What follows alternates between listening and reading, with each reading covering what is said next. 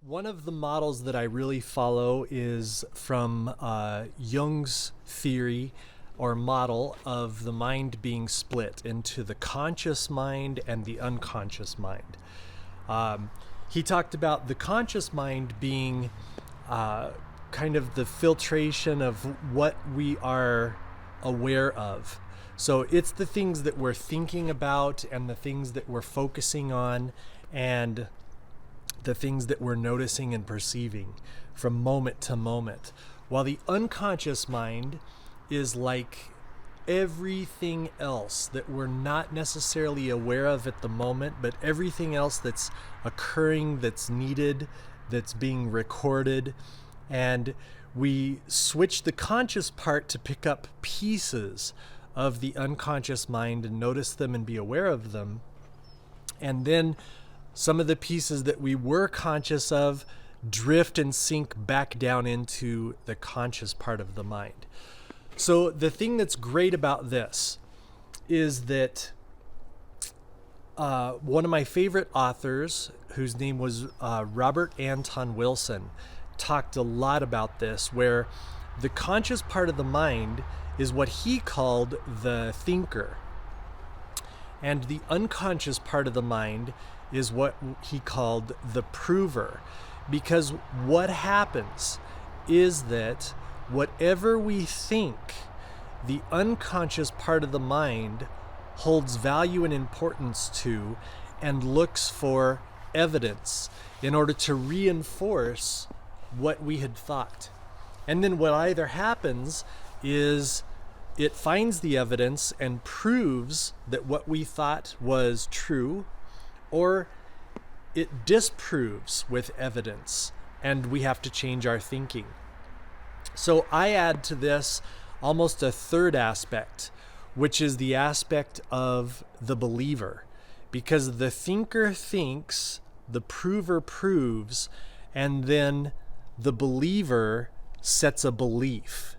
And the belief controls the thoughts that are being developed, and then the thoughts control what's being proven, and what's proved controls the beliefs. The interesting thing about this is that no matter what one believes, or no matter what one thinks, there can always be evidence found that proves it to be true. And this is such a real amazing fact that even scientists, when they're doing studies a long time back before the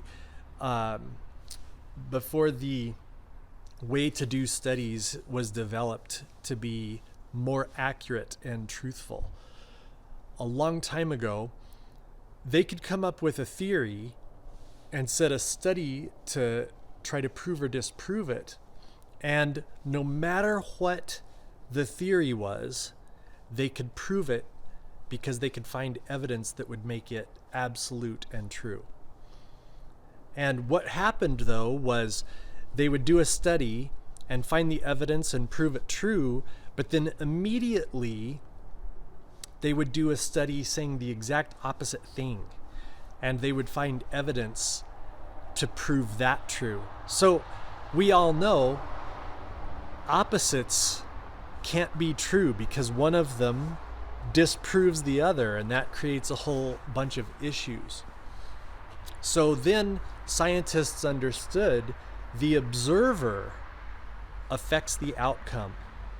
And so they had to create what was called a blind study, where the outcome wasn't known by the people who were studying it in advance.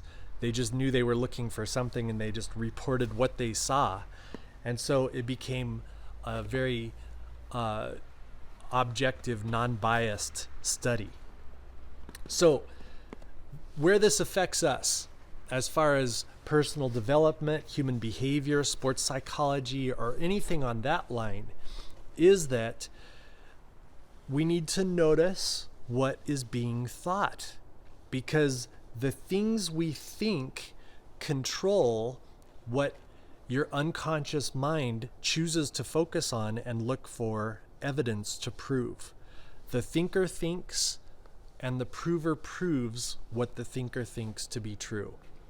So if you think the day's awful, or it's going to be a bad day, or I'm overwhelmed, or everything is too difficult for me, or I just can't handle this, the unconscious mind automatically focuses on looking for evidence to make those statements all correct and true. And it will find that evidence, because evidence is not non-biased. Evidence is any little thing that it can look at to help stack up as evidence and reinforcement for this being overwhelming, or this being too difficult, or somebody being stupid or unworthy or unlovable, or whatever it may be. The evidence is there to find it.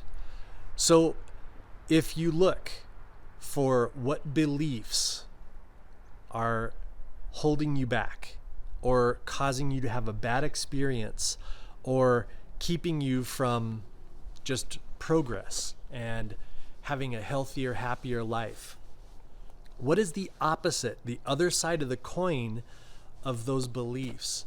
So if you believe this is too hard, what would the opposite of that be? This should be easy, or this could be easy, and I'll find the evidence to make sure to learn how this will be easy. And your brain will switch. It'll take a little bit of practice, because a lot of people who have negative or unhealthy thoughts, and that means all of us, we have a tendency to practice that a lot. And so it takes a little bit of practice to switch the thinking into a healthier, happier, more productive style of thought. And as we begin to notice the unhealthy thoughts, the unhealthy beliefs, the interesting thing is often the same evidence that we look for to prove the unhealthy beliefs can become evidence for the healthy beliefs. And then before you know it, you wake up feeling energized, and you notice that things are easier and flowing, and you're happier, and you notice that ideas come more quickly, and solutions to issues come more quickly, and stress drops away.